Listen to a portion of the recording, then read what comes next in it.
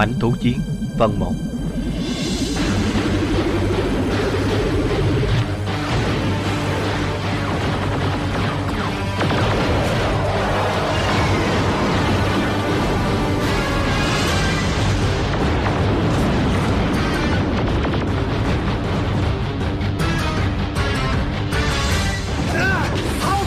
Khoang 7 bị bắn thủng, toàn bộ hệ thống điều khiển bị hư hại nặng.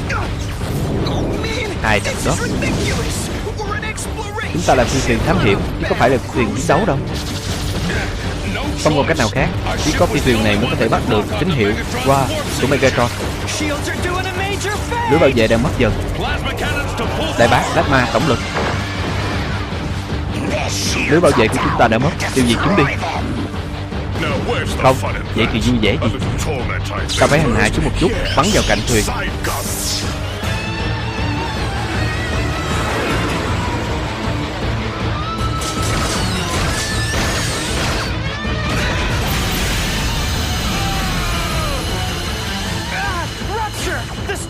Có chỗ nứt, khoang ngủ đông gặp sự cố. Chúng ta sắp rơi xuống. Thả tất cả hộp ngủ đông ra ngoài, đưa họ vào quỹ đạo an toàn.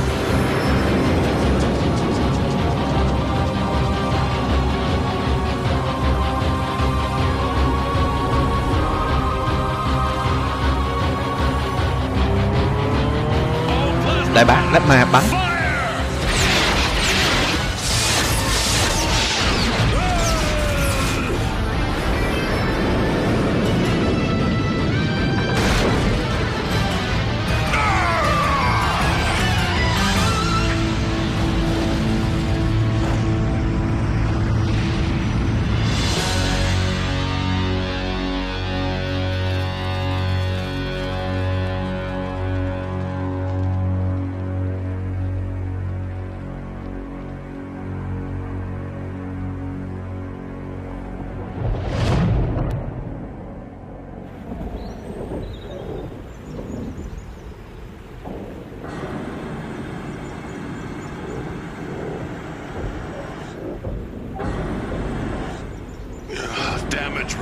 Báo cáo thiệt hại. Tin tôi đi, anh không muốn nghe đâu. Tôi cũng nghĩ vậy.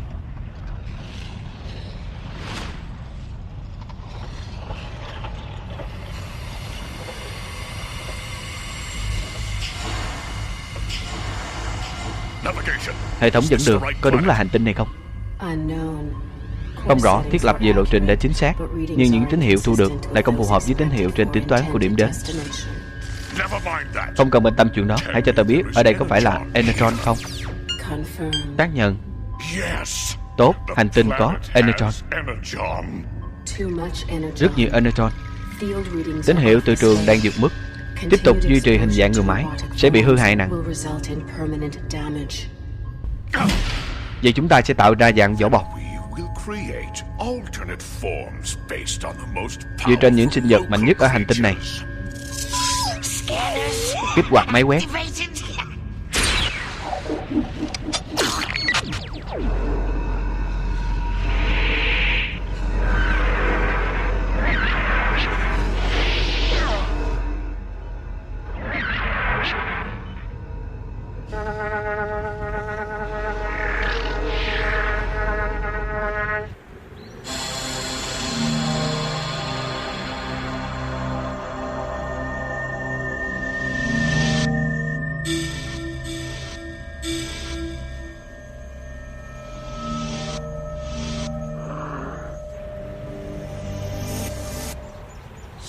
Đang quét và sao chép sinh vật nội địa hoàn tất.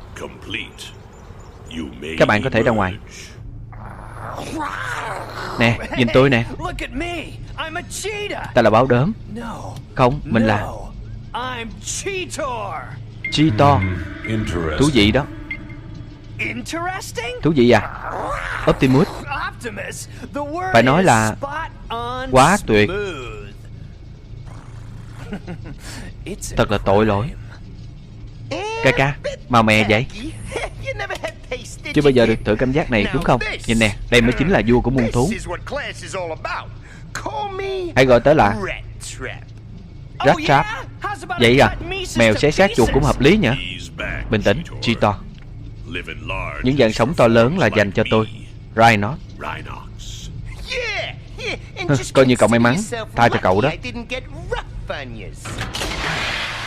Hãy bỏ vào xung đột của các bạn đi, các Maximum. Hãy nhớ, hình dạng thú là để bảo vệ chúng ta khỏi tác động dài hạn Enertron trường ngoài kia. Đúng là chúng ta cần Enertron để vận hành, nhưng nhiều quá thì không hay chút nào cả.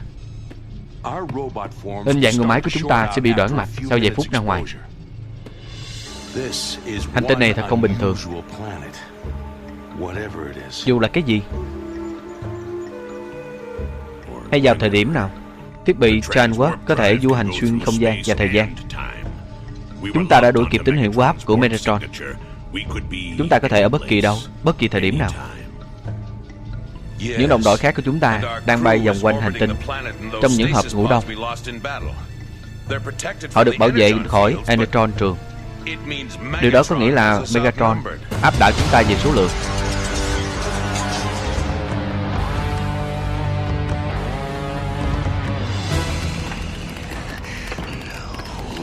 Không, sai hết rồi. Đây không thể là trái đất được. Megatron, ngươi đã thất bại. Ngươi không những không tiêu diệt được bọn Maximum khi có cơ hội, mà còn không đưa được chúng ta đến đúng hành tinh nữa. Chúng ta vất vả để đánh cắp đĩa vàng để ngắm mà. Đồ ngu.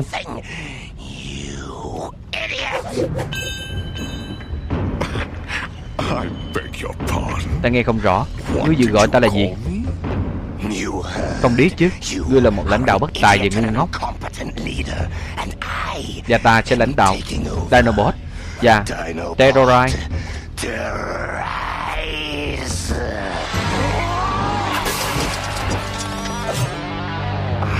Ta đưa ra lời thách thức tới người, Megatron. Kẻ thắng sẽ lãnh đạo Redecon. Kẻ thua sẽ bị tiêu diệt. Ngươi thật bốc đồng, Dinobot. Can đảm nhưng mù quáng. Ngươi có chấp nhận lời thách thức của ta không? Muốn làm lãnh đạo không phải chỉ cần can đảm là đủ, mà còn phải khéo léo và ma mị. Đúng không? Đúng không, Scott Pinot?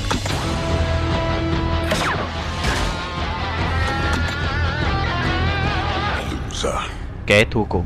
Chúng ta ở hành tinh nào thì có vấn đề gì? Chúng ta đang tìm Enertron, và hành tinh này rất giàu Enertron, đủ để vận hành chiến dịch xâm lược ngân hà của Redacon. Chỉ lũ Maximum mới gây rắc rối cho chúng ta. Nếu chúng sống sót sau vụ va chạm, hãy tìm chúng. Và nếu các ngươi tìm thấy và tiêu diệt chúng,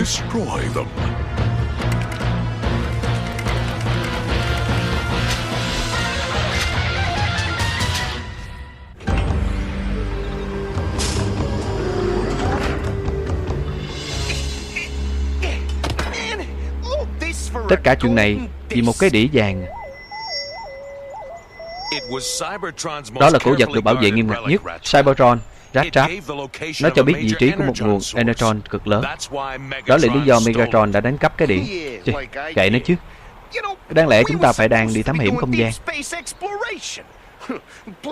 Tuần tra ngân hà không nằm trong phần việc của tôi. Anh lãnh đạo kiểu gì vậy? Hãy nhớ lại cuộc đại chiến Rattrap. Nếu Redacon lấy đủ Enertron, họ sẽ lại gây chiến nữa. Chúng ta không được để cho chuyện đó xảy ra. Ngoài ra, nếu cậu muốn đi thám hiểm thì ở đây chúng ta có một hành tinh chưa ai biết đến. Thế nào? Cứ cho là tôi cầu kỳ đi, nhưng ít nhất cũng phải có một chiếc phi thuyền xài được chứ. Không thể làm hài lòng tất cả mọi người được.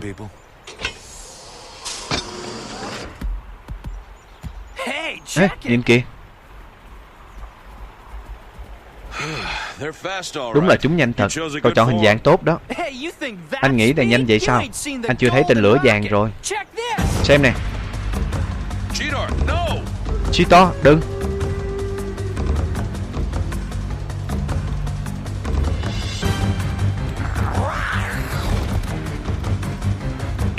Cheetor, trở về căn cứ ngay lập tức.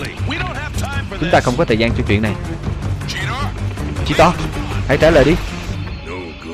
Không được đâu, Enertron trường làm nhiễu đường dây liên lạc. Không thể liên lạc được vì khoảng cách lớn hơn 100 mét. Không hay chút nào. Vậy hôm nay là ngày đầu tiên anh làm chỉ huy hay sao? Im đi, Rattrap. Ồ vâng, thưa sếp. Tôi cảm thấy mình khá lên một chút khi biết mạng sống mình nằm trong tay anh. Chúng ta sẽ chết hết. Tôi là Cheetor. Sao run vậy? Những chú mèo.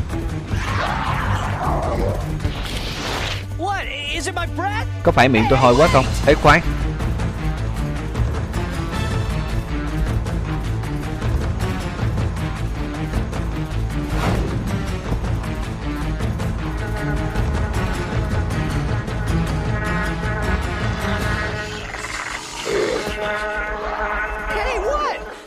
Gì vậy? Chỉ là một con bọ to xác. Theo cách mà hai bạn ấy phản ứng cho thấy đây không phải là dạng sống tự nhiên. Nếu chúng ta đang nói về dạng sống phi tự nhiên thì chỉ có thể là một thứ thôi. Người máy ngụy trang. Cheetor, biến hình.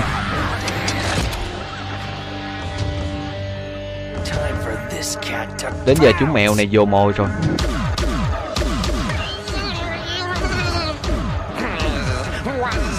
Wandinator bị tấn công. Wandinator giao chiến với kẻ thù. Wandinator biến hình.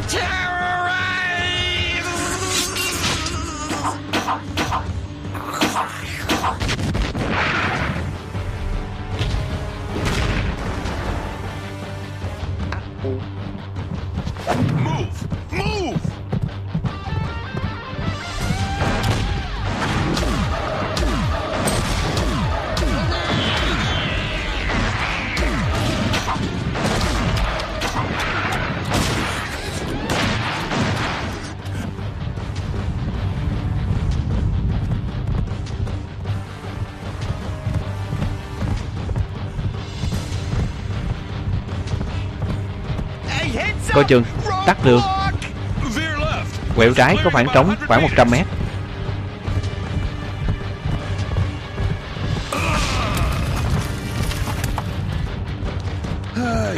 Đúng rồi, mình thật ngớ ngẩn.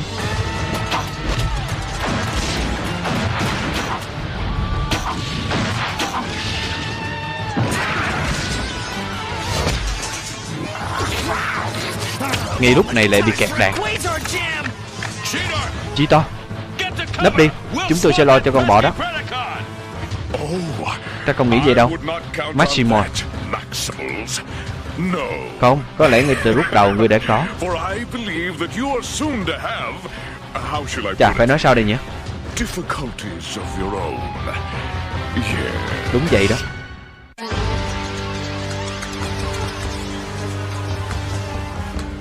Chúng ta không cần phải đối đầu nhau như vậy, Megatron. Maximon và Ridacon đã chung sống hòa bình với nhau hàng thế kỷ. Tại sao phải làm nổi lên cuộc chiến này lần nữa chứ? Có thể hòa bình ở phe các ngươi, lũ Maximon khốn khiếp, nhưng không có ở phe của ta. Cho phép ta được thông báo rằng một kẻ thù ra vẻ thân thiện. Trên thực tế chỉ có thể là chúng đang đợi thời cơ. Xong rồi. Ridacon, chúng ta chưa bao giờ từ bỏ mục tiêu chinh phục ngân hàng. Chúng ta chỉ chờ đợi thời điểm thích hợp để phản công. Ý ngươi là như vậy sao? Cheetor, một cú đánh lén hèn hạ nguy hiểm. Ta thích ngươi, mèo con à. Nhưng sẽ không có lợi cho ngươi đâu. Và bây giờ, vì lời thách thức đã được gửi đến. Ridacon, biến hình. Làm đi. Maximize. Tarantulus, biến hình. Rhinox, biến hình.